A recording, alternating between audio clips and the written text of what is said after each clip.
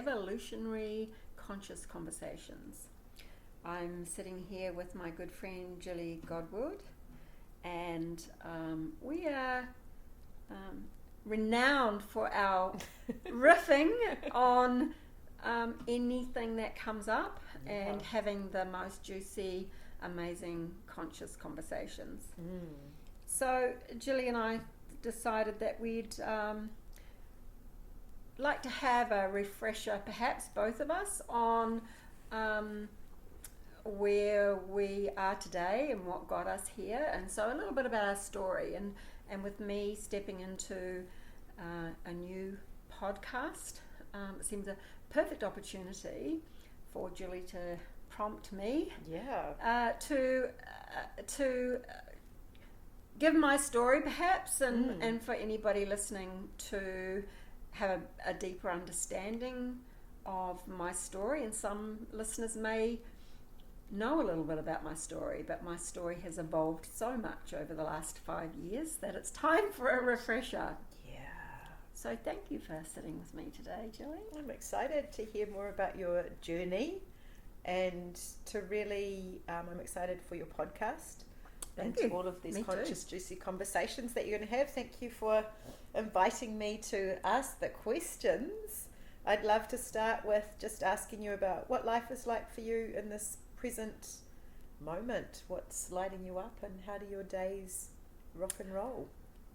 Well, one of the kind of signature themes of my life is that it's constantly changing, and I've just been through a level of change which perhaps we'll explore a little bit deeper.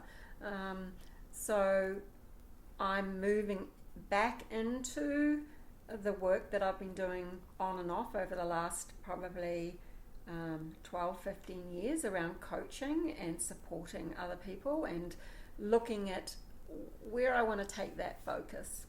So that's kind of on my work side, and one of the things that lights me up is these conversations. So hence why I've put together an opportunity for a podcast to have these, let's call them deep and meaningful conversations with other conscious people who are ready to explore life and why we're here and who we are in a deeper and more profound way. So right now, apart from what work I'm doing, I am transitioning, let's call it, out of having had my 2 granddaughters living with me, the 19-year-old for 3 years and the 14-year-old for 2 years. The 14-year-old has now moved back with other family members, and the 19-year-old is developing herself more and more in independence more and more. So I'm stepping into or back into a little bit of living life how I feel is the juiciest for me, and that includes travel. That's one of my passions. And so my days are becoming freer. I'm exploring again what lights me up, and one of the things is I'm doing some volunteer work with horses and disabled children. I'm stepping more fully into my work, and I'm also looking at where I want to go next and what do I want to do. So just, I guess, that little piece around change. 5 years ago, or 5.5 years ago, my marriage broke down, and I moved away physically in the moment and completely changed my life. And had been living for a couple of years, let's call it my best life. And then circumstances meant that my granddaughters came to live with me, which for a while there, as much as it, I felt absolutely, but felt massively compelled for all the right reasons to help support them. However, there was also a piece of me of, oh my God, who stole my life? Because I really was stepping into the joy of total independence and sovereignty in my life. So I'll just kind of halt there and maybe jump back a little bit. Yeah. To some background. I'm going to share that I'm 67 years old, and so there has been some life. Wait, no, you can't be 67 Yeah, years young. 67 years young, but just giving that as a point of reference that I've lived a lot of life. Yeah. I'm married for the first time at 18 and was in a fairly emotionally and mentally abusive relationship and had 2 children. I wasn't emotionally available for my children because of my childhood.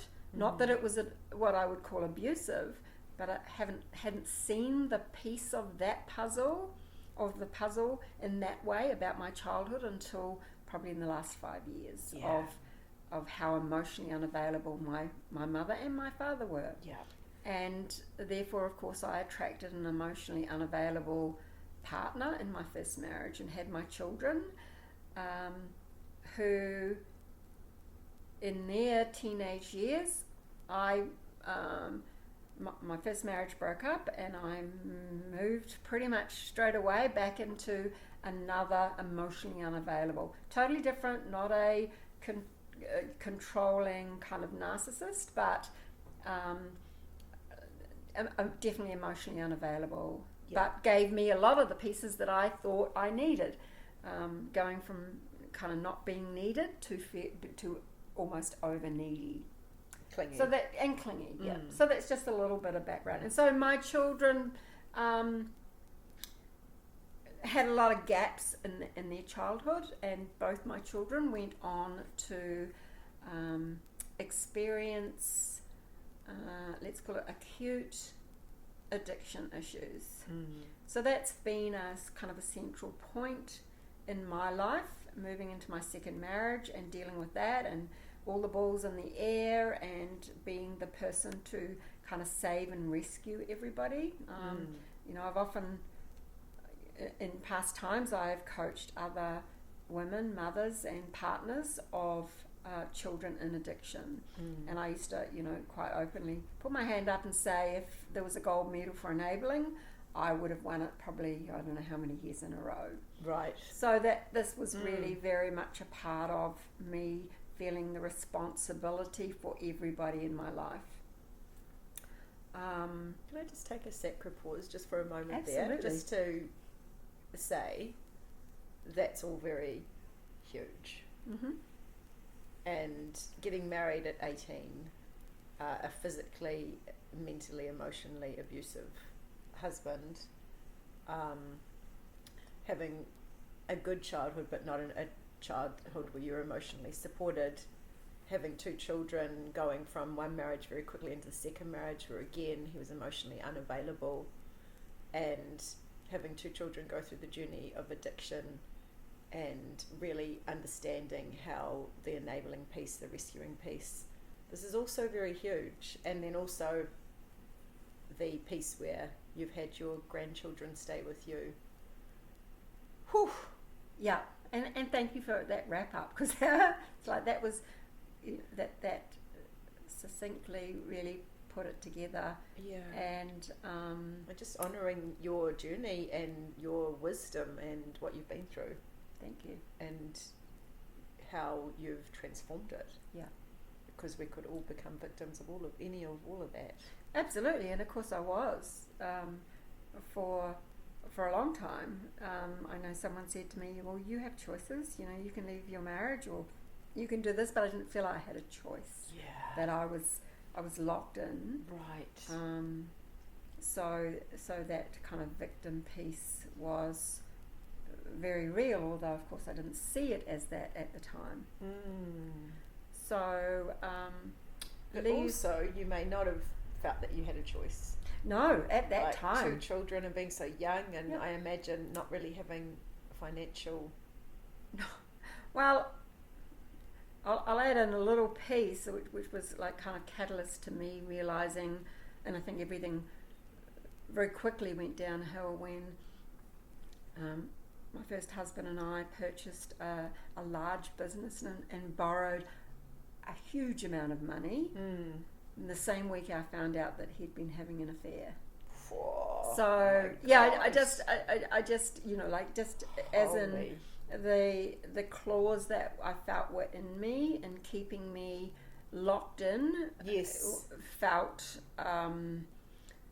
inescapable at that time. Yeah, it must have felt so overwhelming at that time to have been a young mother, just like borrowing all this money, and then holy shit, you've just found out that your husband is having an affair. Yeah. Wow. So after the eventual breakdown of that marriage, and then, as I say, fairly quickly got into another marriage and the dynamics of that. So kind of, and then dealing with my children's addiction, and my children having children, and then extricating myself from that marriage. And there was kind of a pivotal point, because I'd been on, that search and quest for the meaning of all this. What's the meaning of my life? So I went on a kind of personal development, spiritual path, and did my coaching training and supported a lot of women through that piece for them in addiction, which is not about changing anybody else but ourselves, and how we show up mostly for ourselves, and in doing that we can show up in the most effective way for all of our family by doing our work and showing up for ourselves. So would you say that your children's journey with addiction was the catalyst for you getting into personal growth? Yes. Yeah. Wow. It was the catalyst, although of course all the contributing factors were everything up until that point, but that was when the you catalyst. were trying to help them and you just kept going through all the things, negotiating, rescuing, being and there. The personal pain of not having the family that I thought I was going to have. Right. Of the personal pain of knowing, but not knowing. I mean, I didn't know for a long time how deeply affected my son was, and until he actually went into rehab. Wow. So there's a lot, and that I guess that's why I put my hand up and said, this is my age, just to be able to indicate this. It's been a long journey, and we can say tough, but hand on heart, I can actually say now that I feel in the most beautiful place, that I've experienced life in a way that I know I never could have unless I'd been on this journey for all the reasons that I've just talked into a little bit, but from the growth, the personal, let's call it responsibility if you like, or the personal quest that I had to make my life mean something, even though I wouldn't have identified it as that at the time, but there was always something within me that was seeking answers, seeking a way through the pain, I guess. But I did kind of have a turning point, if you like, as much as all the work that I'd done up to the point of leaving my second marriage and moving away and having this great life. I felt called to go to Costa Rica to an ayahuasca retreat center. How many years ago was this? So this is 5 years ago. Okay, so just pre-COVID? Just pre-COVID. Okay. Right. So you left your second marriage. Yep. Your children were doing whatever they were doing. Yep. You were in a place where you were like, I've done all I can do. You'd done your coaching at that time. Yes. And you thought, I need something for me. Yep. Yeah. And I don't know what's in store next, but still that quest, I guess, within to want to know more. The spiritual journey was really unfolding for me, and doorways were kind of put out there for me. So this was one opportunity that I decided to explore. I very much trust myself now. It was a definite hell yes, even though people were saying, "Oh my gosh, what, you're going to travel to Costa Rica on your own and go and embark on plant medicine? Yeah. Oh my god!" Yeah. So for a long time, and I still refer to it as probably the best week of my life, and a lot of it, I could sit here and try and explain to you what happened in those 7 days and 4 plant medicine journeys, but it's almost incomprehensible to the human brain. Yeah. And I know at one point that I do remember being told, what you experience in this journey, you are supposed to forget. You won't remember, but this is the life-changing piece. Wow.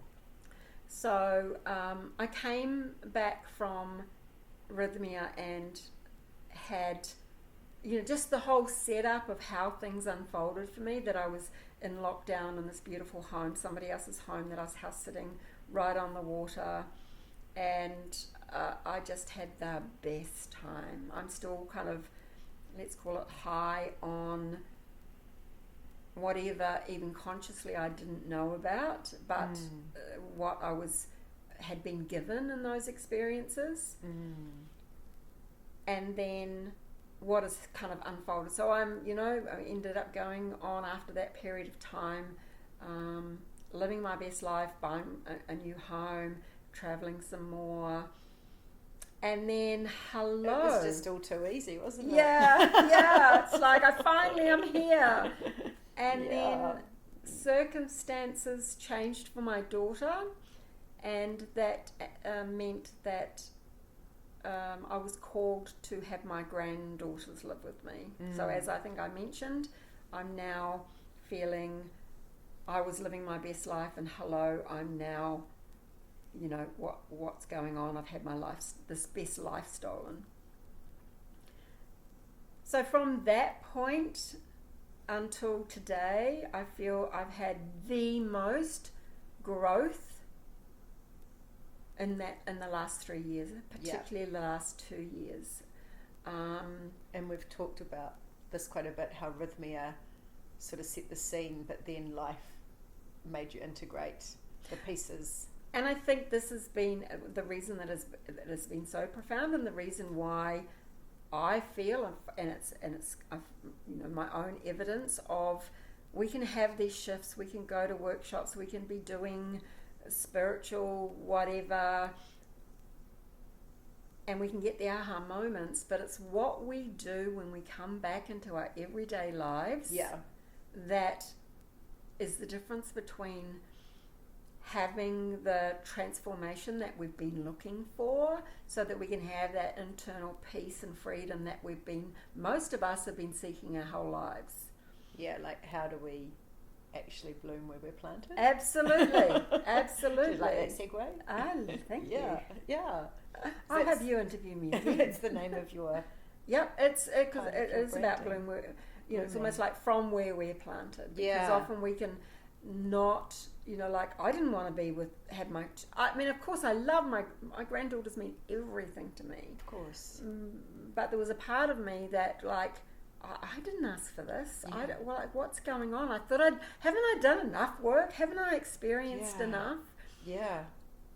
But that piece of trusting the whole setup of my life, the deep work that I've done, and I don't even like calling it work, but the deep focus I've given myself on, I've been able to see the generational patterns from my childhood and my family. Oh my gosh, and there's been some things happen, following my mother's death, that have meant I've shown up in a different way to help break those patterns.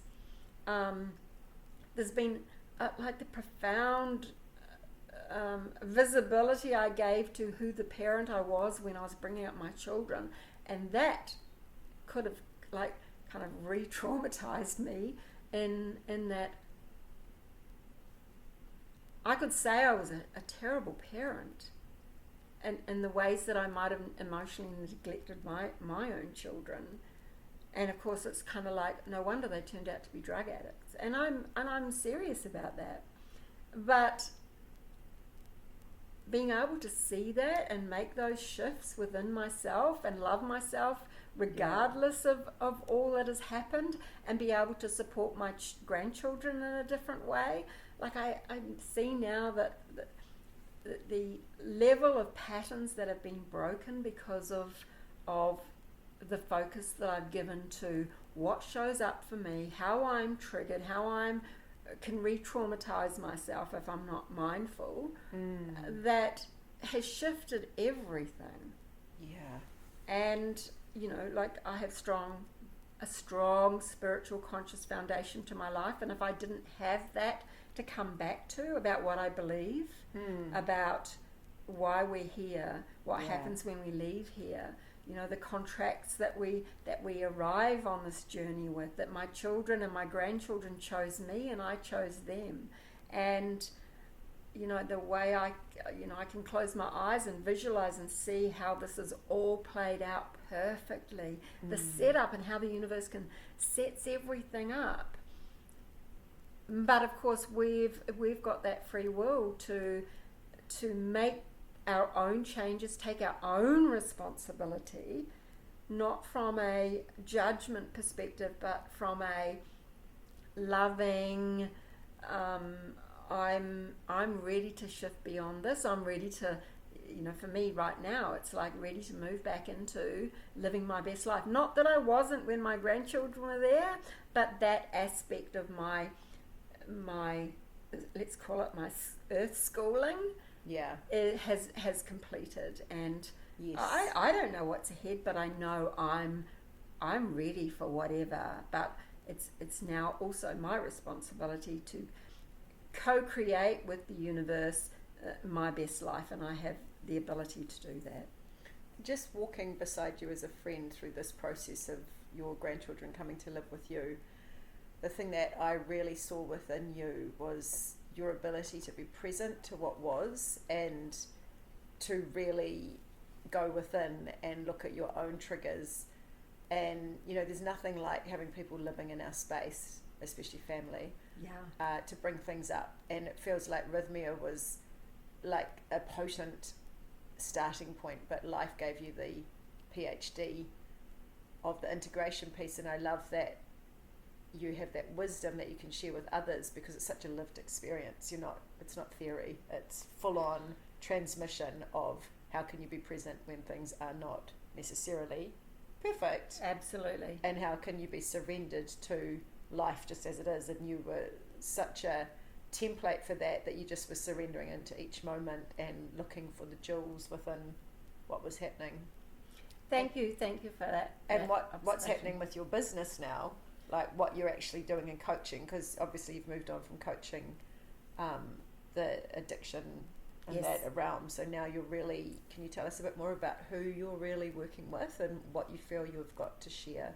I think that you know, like we can take kind of snapshots of parts of our lives, and that snapshot for me when I was coaching in a deep and profound way was with women who were struggling with addiction in their family. I guess now I feel like it's more holistic, because I've got so many like places to pull from, as in my own lived experience and also my training. But it's very much kind of the woman that I have been, and that is always felt like from a spiritual conscious kind of perspective, like I've got all the, you know, I've done this and I've done that, but there's still a piece missing. There's still, you know, something that I feel is missing from my life, or I haven't been able to move beyond that. I want something to change. And I don't like that piece. Like I want things to be different. So it's helping support women beyond that, and that, I guess, bloom where you're planted. I love that. Is the compost is the shit. There's the weeding, there's the fertilizing, and the seeding for. It's from wherever you are, it? No matter your situation, it's totally universal. And like I'm probably testament to, whatever it is that's going on, we can move beyond that. It doesn't have to define epic. Who we are. Your journey has been like so intense. I feel like you've lived 27 lifetimes in one lifetime. And you can speak from so many perspectives of moving out of marriages. I mean, I think any of those stories we could spend several days dissecting what it actually took to Yeah. to move out of that. And you know, the whole piece with having children with addiction, I know there's so much within that, being the grandmother of teenagers living with you, all of that. I love that you've used all of this to help people, and that you've developed your amazing course that you're sharing with people, and I'm so excited just to see Thank you. you living your best life in all of the ways. Yeah. So, and best life regardless of where you're planted. Yeah, I feel absolutely, and I feel very privileged to have been on this journey and to where I am today. So thank you, Jilly. That was fun. Amazing.